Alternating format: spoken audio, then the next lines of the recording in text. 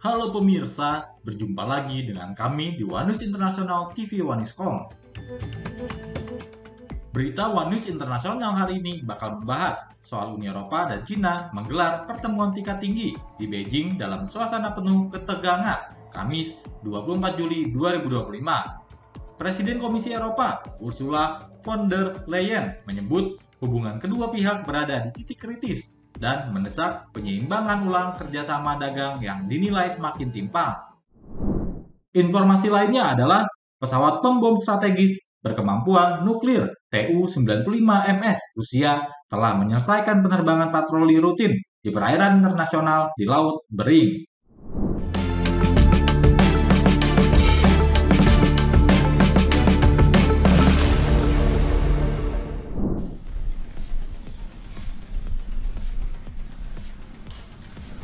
Okay, thank you very much.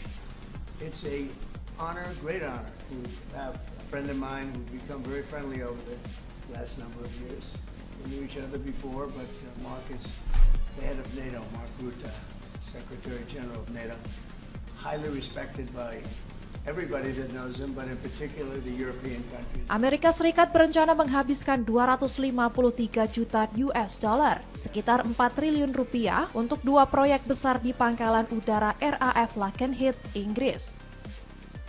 Proyek ini meliputi pembangunan pos komando utama senilai 104 juta US dollar dan kompleks operasi Defender senilai 149 juta US dollar.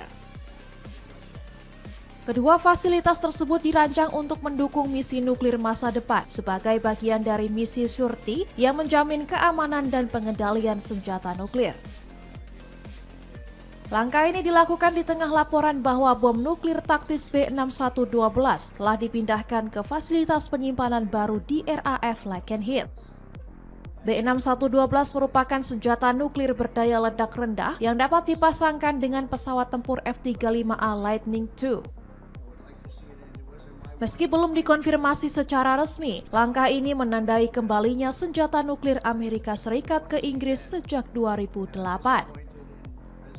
Pos komando utama yang baru akan menggantikan fasilitas lama yang dibangun tahun 1979 dan kini dianggap tak lagi memadai.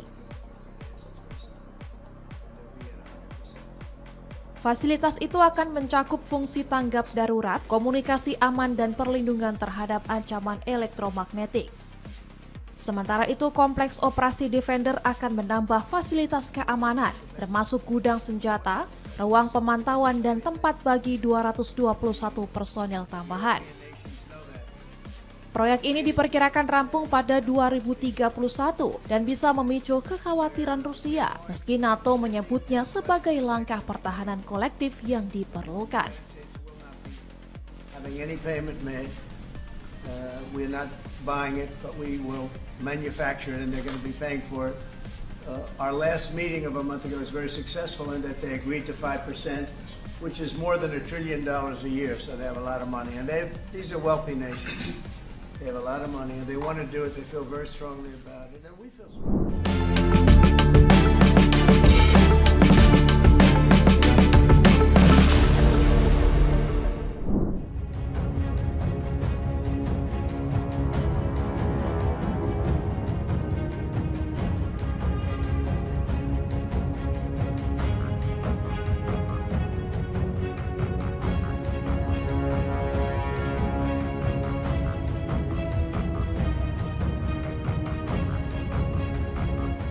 Pertemuan tingkat tinggi antara Uni Eropa dan Cina di Beijing pada Kamis 24 Juli 2025 berlangsung dalam suasana tegang.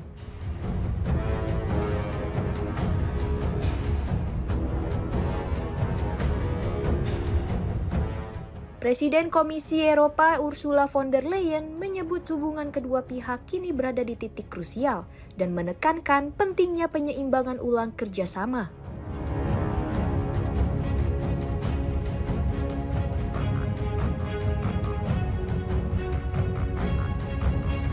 Dalam pertemuan yang digelar di Balai Agung Rakyat, von der Leyen bersama Presiden Dewan Eropa, Antonio Costa, bertemu langsung dengan Presiden Cina Xi Jinping.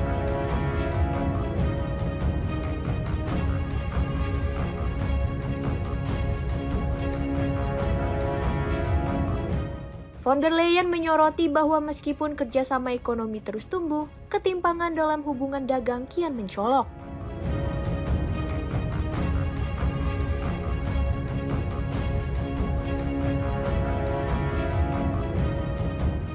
Ia mengungkapkan bahwa defisit perdagangan Uni Eropa terhadap Cina mencapai rekor lebih dari 300 miliar euro pada tahun lalu.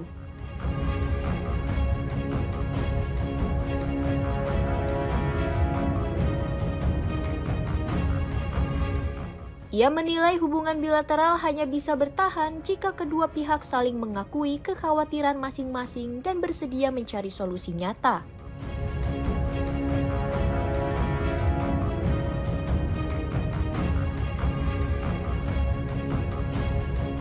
Sementara itu, Presiden Xi menekankan pentingnya komunikasi dan kepercayaan antara Cina dan Uni Eropa di tengah situasi global yang tidak menentu.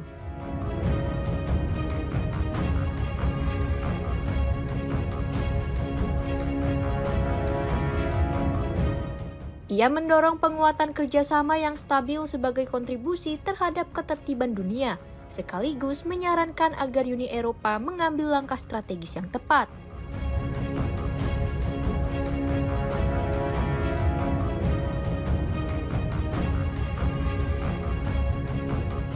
Pertemuan ini sekaligus memperingati 50 tahun hubungan diplomatik Cina dan Uni Eropa.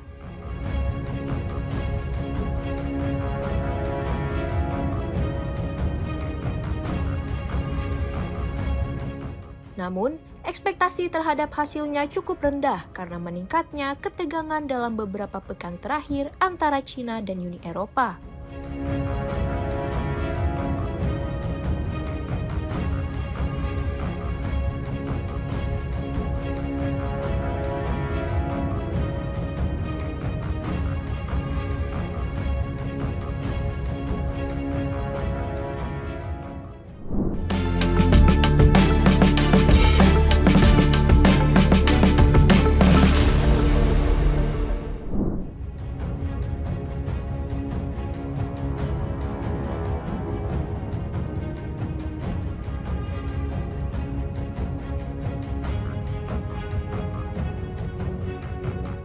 Pesawat pembom strategis berkemampuan nuklir Tu-95MS Rusia telah menyelesaikan penerbangan patroli rutin.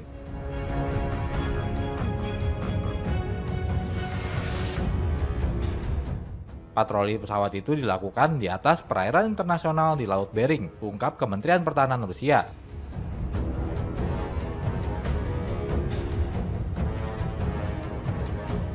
Jet tempur asing dikerahkan untuk melacak penerbangan tersebut selama misi tersebut.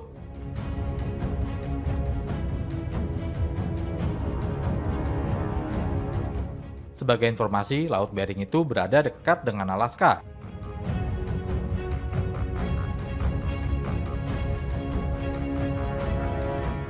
Hingga saat ini belum diketahui maksud dan tujuan Rusia mengerahkan pesawat bomber berkekuatan nuklir itu.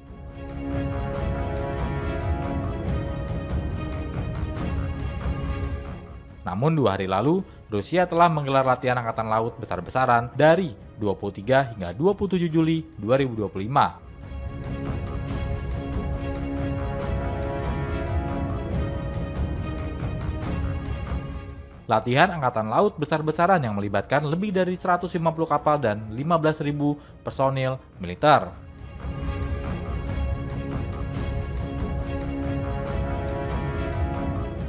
Latihan itu juga digelar di Samudra Pasifik dan Arktik, serta di Laut Baltik dan Laut Kaspia.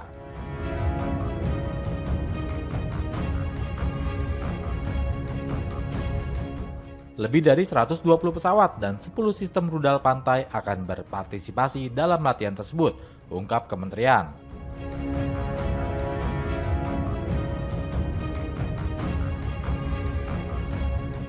Kepala Angkatan Laut Laksamana Alexander Moiseev akan memimpin latihan tersebut.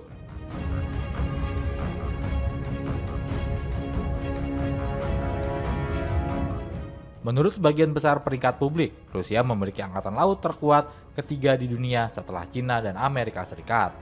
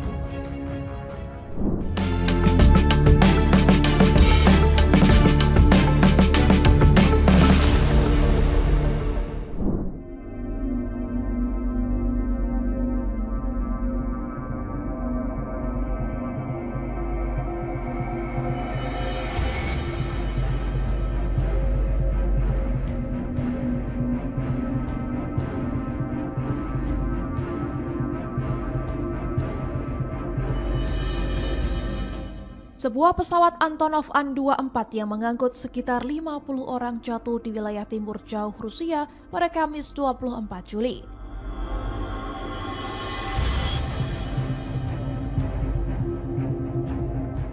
Pejabat layanan darurat Rusia menyatakan seluruh penumpang kemungkinan tewas dalam kecelakaan tersebut.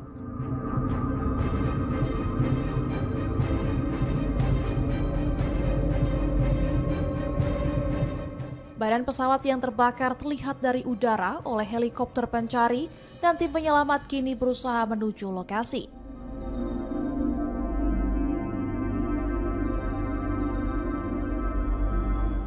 Pesawat dioperasikan oleh maskapai Angara berbasis di Siberia dan diproduksi pada 1976, menjadikannya berusia hampir 50 tahun.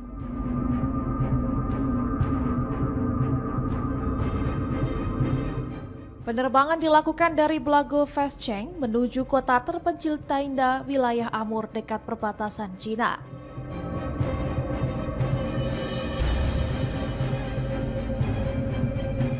Pesawat hilang dari radar saat mendekati Tainda.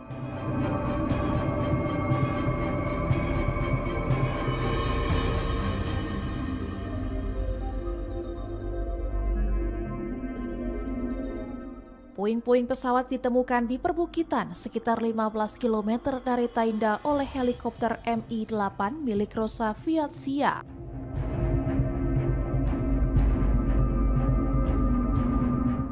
Penemuan puing dilaporkan oleh pejabat layanan darurat Yulia Petina melalui Telegram.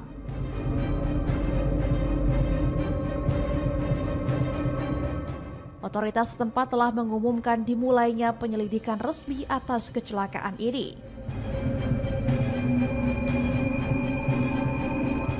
An-24 adalah pesawat berbaling-baling kecil berkapasitas hingga 50 penumpang, cocok untuk kondisi ekstrim di Siberia.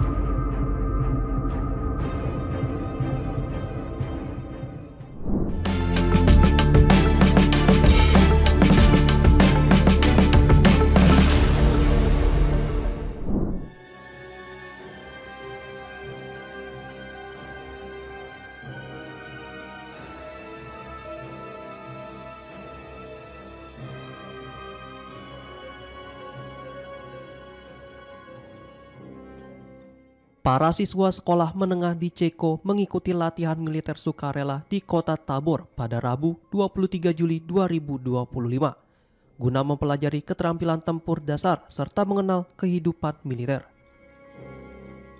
Pelatihan ini bertujuan memperkenalkan para remaja pada kemungkinan karir militer di tengah meningkatnya kekhawatiran keamanan di Eropa.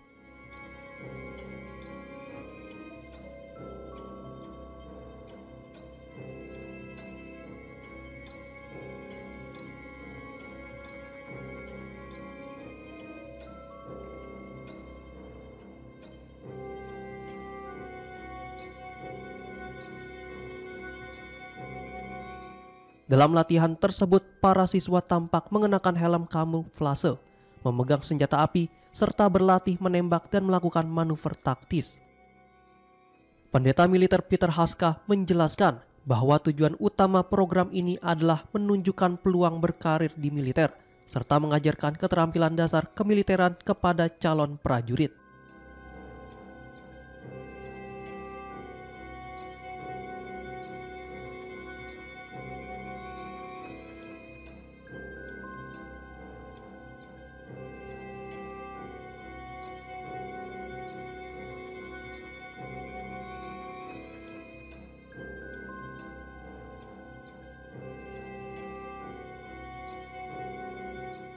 Salah satu peserta, Johanka Koldinska, berusia 18 tahun, mengatakan ia mengikuti pelatihan ini untuk menantang dirinya sendiri dan mengetahui batas kemampuannya.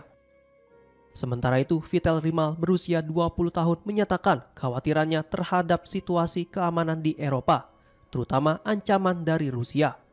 dan menekankan pentingnya kesiapan negara-negara NATO menghadapi kemungkinan serangan.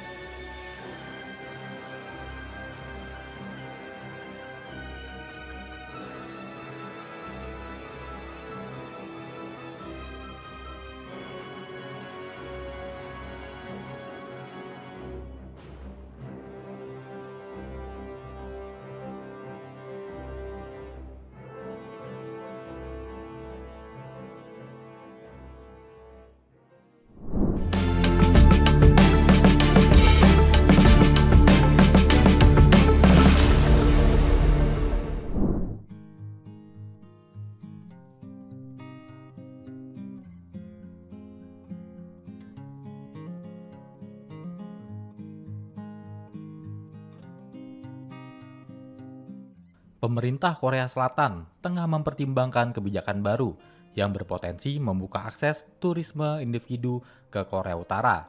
Hal itu dikatakan oleh Ko Byung-sam, juru bicara Kementerian Unifikasi Korea Selatan, Senin 22 Juli 2025. Byung-sam menyebut pihaknya sedang merumuskan kebijakan baru terhadap Korea Utara. Kebijakan tersebut muncul di tengah gelombang pendekatan damai yang dipelopori oleh Presiden baru Korea Selatan, Lee Jae-myung, yang berjanji untuk membuka lembaran baru dalam hubungan dengan Pyongyang.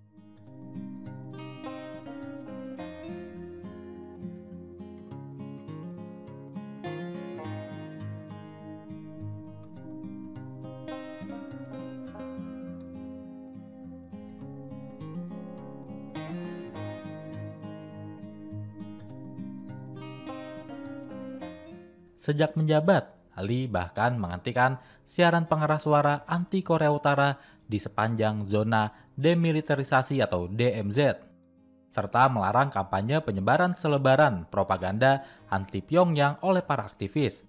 Langkah ini menjadi bagian dari strategi diplomasi terbaru untuk meredakan ketegangan di semenanjung Korea, sekaligus membuka celah bagi pemerintah untuk menggunakan sektor pariwisata sebagai kartu diplomasi guna memulihkan hubungan antar Korea yang tegang dalam beberapa tahun terakhir. Korea Selatan sebelumnya pernah mengoperasikan program tur ke Gunung Kumgang di wilayah Korea Utara.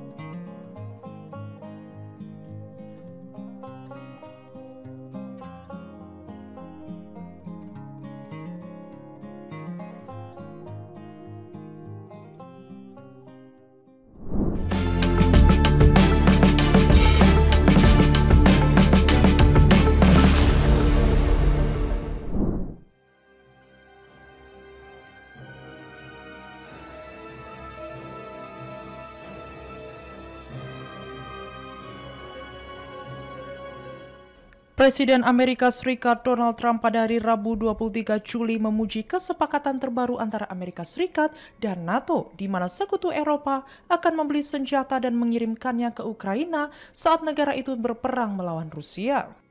Mereka akan membayar Amerika Serikat 100% dari biaya semua peralatan militer dan sebagian besar akan diberikan kepada Ukraina, kata Trump dalam pidatonya di sebuah konferensi kecerdasan buatan di Washington. Sebelumnya, Andrius Kubilius, mantan Perdana Menteri Lituania yang baru saja menjadi Kepala Pertahanan pertama Komisi Eropa, berjanji bahwa Eropa akan terus meningkatkan anggaran pertahanan. Kami melihat bahaya yang jelas dan nyata dari kemungkinan agresi Putin, ujarnya.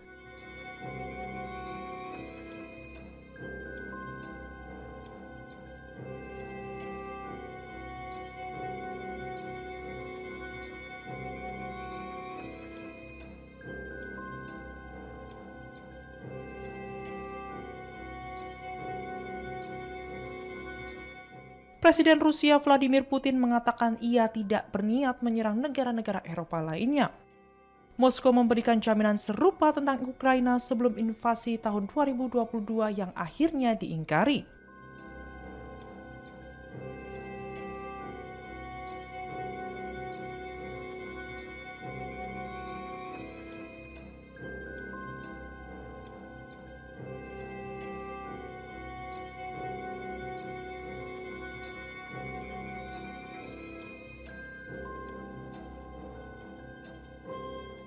Para siswa SMA Ceko bahkan berpartisipasi dalam latihan militer sukarela di Tabor pada hari Rabu 23 Juli, mempelajari keterampilan tempur dasar dan membiasakan diri dengan kehidupan militer. Pelatihan ini bertujuan untuk memperkenalkan kaum muda pada potensi karir militer di tengah meningkatnya kekhawatiran keamanan di Eropa. Para siswa terlihat mengenakan helm kamuflase, memegang senjata api, dan berlatih menembak serta gerakan taktis selama latihan.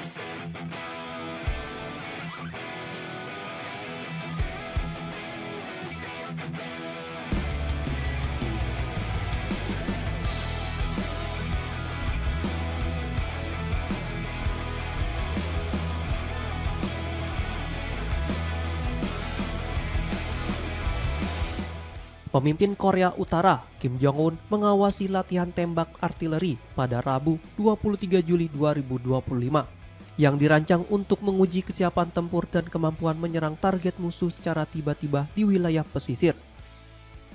Foto-foto yang dirilis pada Kamis 24 Juli 2025 menunjukkan Kim menyaksikan latihan bersama pejabat militer serta para tentara yang tengah memuat dan menembakkan senjata artileri. Kim juga tampak berinteraksi langsung dengan para prajurit. Sementara itu, pejabat Korea Utara dan para pekerja galangan kapal juga dilaporkan telah berjanji menyelesaikan pembangunan kapal perusak baru untuk Angkatan Laut pada 10 Oktober tahun depan. Pada bulan Juni lalu, Korea Utara berhasil memulihkan kapal perusak seberat 5.000 ton yang sebelumnya rusak akibat peluncuran yang gagal. Kim Jong-un bertekad memperkuat armada laut dengan kapal yang lebih modern untuk meningkatkan kekuatan maritim negara di Samudra Pasifik sebagai respon atas apa yang disebutnya sebagai provokasi dari Amerika Serikat dan sekutunya.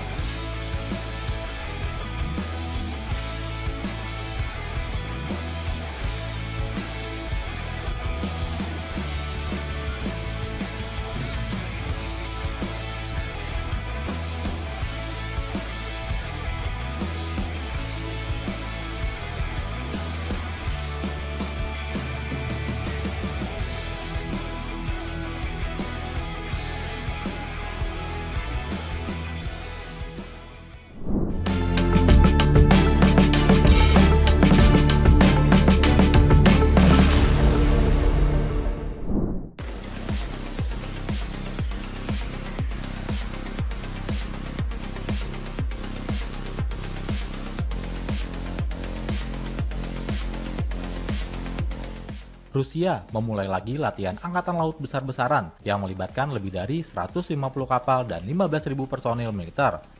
Latihan itu digelar di Samudra Pasifik dan Arktik, serta di Laut Baltik dan Laut Kaspia. Kementerian Pertahanan Rusia mengatakan latihan yang disebut Badai Juli tersebut akan berlangsung dari 23 hingga 27 Juli mendatang.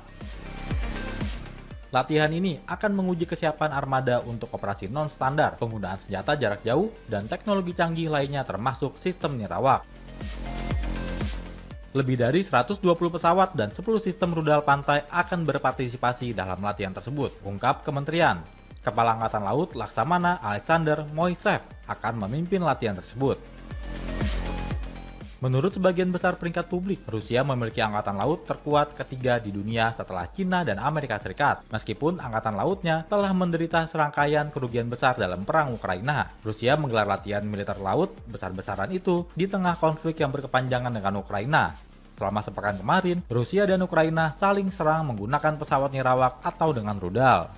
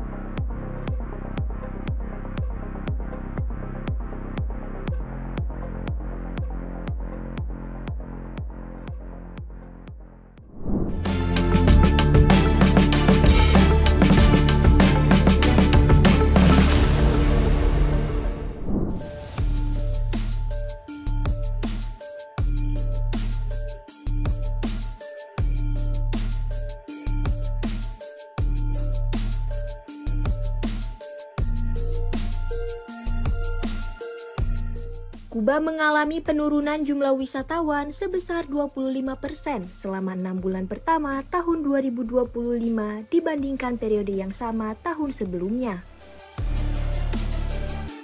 Data resmi dari Kantor Statistik dan Informasi Nasional menyebutkan bahwa hanya 981.000 turis yang berkunjung ke Kuba pada Januari hingga Juni 2025. Jumlah itu terhitung 327.000 orang lebih sedikit dibandingkan 2024. Laporan harian Granma menunjukkan kunjungan dari pasar utama turis dan diaspora Kuba mengalami penurunan signifikan. Kondisi ini turut memperburuk krisis ekonomi yang telah berlangsung selama 5 tahun terakhir dan berdampak pada kualitas hidup masyarakat.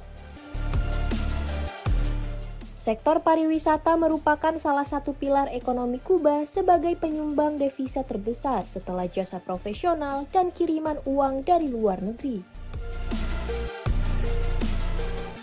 Sebelum pandemi COVID-19, negara ini mencatat lebih dari 4 juta wisatawan per tahun. Namun sejak 2020, angkanya terus menurun dari 2,4 juta kunjungan pada 2023 menjadi 2,2 juta di 2024. Selain pandemi, kebijakan sanksi yang diperketat oleh Amerika Serikat turut memukul industri pariwisata Kuba. Larangan kapal pesiar dan pembatasan terhadap hotel serta tempat-tempat tertentu membuat wisatawan dari Amerika Serikat enggan berkunjung. Pemerintah Kuba mengungkapkan bahwa pada 2024, produk domestik bruto nasional turun 1% dan secara akumulatif, perekonomian negara ini telah menyusut sekitar 11% dalam 5 tahun terakhir.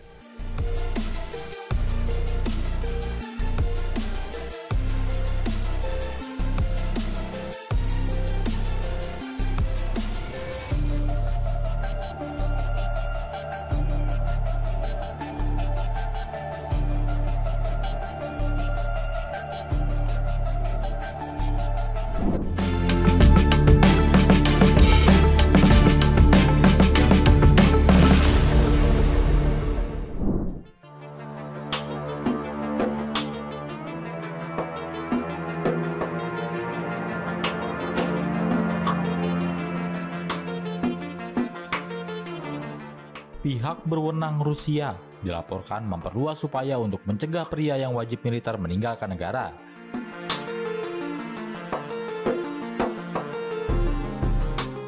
Pengetatan kontrol terhadap para pria wajib militer ini dilakukan Rusia dengan memberikan akses langsung kepada Dinas Keamanan Nasional atau FSB.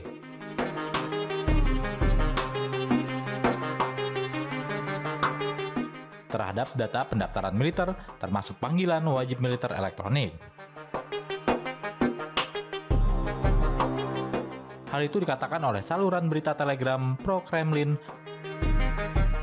Mars melaporkan Rabu 23 Juli 2025. Pengetatan pengawasan terhadap para wajib militer ini diyakini karena Rusia mengalami perburukan krisis personil.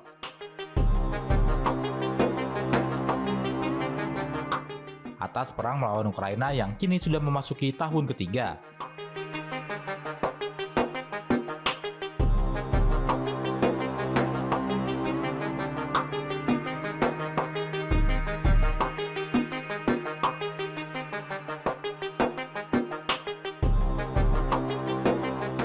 Sejak invasi Rusia ke Ukraina dimulai pada Februari 2022, jumlah tentara Rusia yang tewas telah mencapai angka yang sangat besar.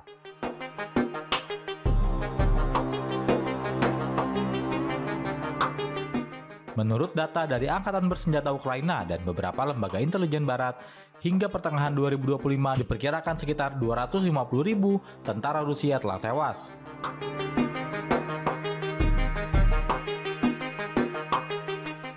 Jumlah ini mencakup prajurit reguler, pasukan cadangan, dan warga sipil yang direkrut sebagai tentara.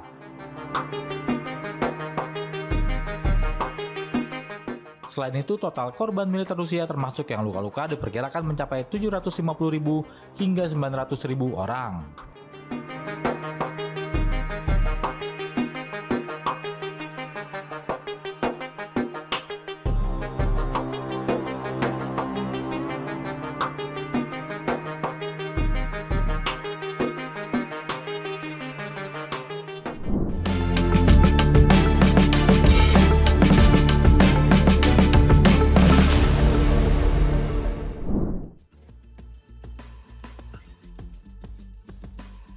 Given how close Iran was to a nuclear weapon and its proven willingness to attack Israel directly, I believe a military confrontation was necessary and inevitable. Israeli and U.S. operations caused severe damage to Iran's nuclear facilities. They'll be unusable for a significant period of time, and that's time we can perhaps extend through a range of means. Now, none of this means the threats posed by Iran and its proxies are eliminated, but the significant gains produced by military power now give us the opportunity. Mantan Duta Besar Amerika Serikat untuk Israel, Daniel Shapiro, menyatakan bahwa konfrontasi militer terhadap Iran merupakan langkah yang diperlukan dan tak terelakkan.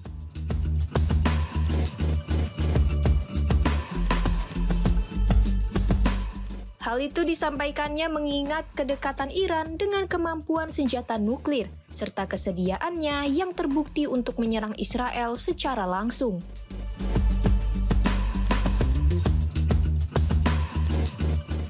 Shapiro menambahkan bahwa operasi militer di Israel dan Amerika Serikat telah menyebabkan kerusakan parah pada fasilitas nuklir Iran.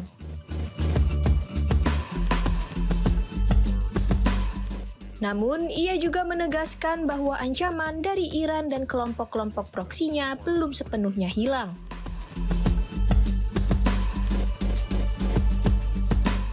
Pernyataan itu disampaikan dalam sebuah sidang dengar pendapat pada hari Rabu 23 Juli 2025 di hadapan para anggota Komite Hubungan Luar Negeri Senat Amerika Serikat. Pertemuan anggota komite itu dilakukan untuk berdiskusi mengenai langkah yang perlu diambil oleh Amerika Serikat terhadap konflik Israel, Iran, dan kawasan Timur Tengah secara lebih luas.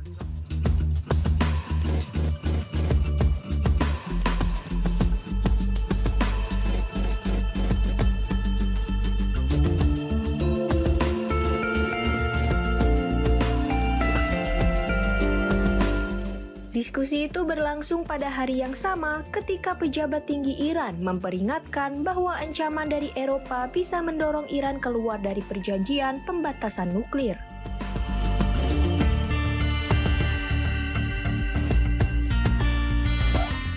Wakil Menteri Luar Negeri Iran, Kazim Garibabadi, menyampaikan langkah yang akan diambil Iran menjelang pertemuan pada hari Jumat bersama Inggris, Prancis, dan Jerman.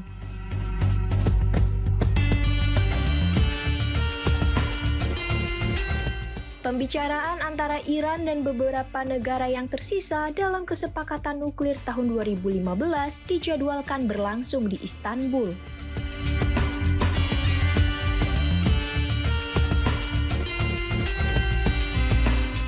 Komite Senat Amerika Serikat menyatakan bahwa fokus dari diskusi tersebut adalah untuk mempertimbangkan strategi diplomatik di kawasan Timur Tengah.